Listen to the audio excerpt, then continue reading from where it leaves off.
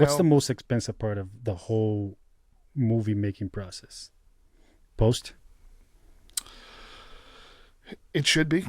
Hmm. People sometimes don't even spend enough on post production, and then that's why the movie just isn't good Right. because it doesn't sound good, and people forget that cinema is sight and sound. Sound Sound is is half the huge. battle. Yeah. You know, I think the sight, the picture is the intellectual part, and the sound is the emotional part of the experience. Yes, I agree. And it's all subliminal, and not subliminal, but just subconscious and whatever.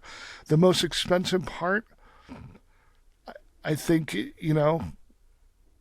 depends. I guess it's such a hard thing because when you're talking at the studio level, the most expensive part is the cast, right? Mm. But if you're an independent filmmaker and you don't have known actors, you're going to spend all your money probably in production, with crew, With crew. and like paying locations and feeding them and their rates and everything else, So production is usually Hmm. the most expensive part. But So I was wondering, like, why I understand, like, big studio films cost a lot, but why most films cost about $3 million?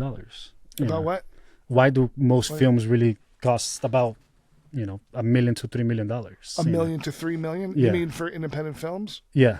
Yeah. I mean, well, the thing is this: $1 to $3 million movies are done because you have the above the line, below the line, right? So if you say you have a $1.5 million movie,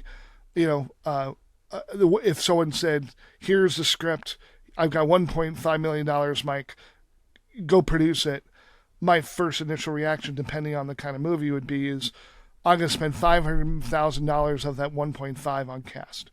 I see. I may actually spend 400 of that on one name, and then 100 for a second smaller name, because now the fact is, to me, in the way the independent film world works, cast equals budget.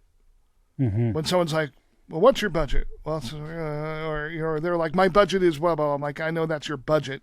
But once you have your cast, you know what your budget is, right? So then now if I had the 1.5, spend 500,000 on a name actor that can cover a $1 million movie. Now the fact is that then from there, you're a producer, or two producers, you make whatever, give your above the line, give your as far as your salary out of that $1 million, that's still above the line.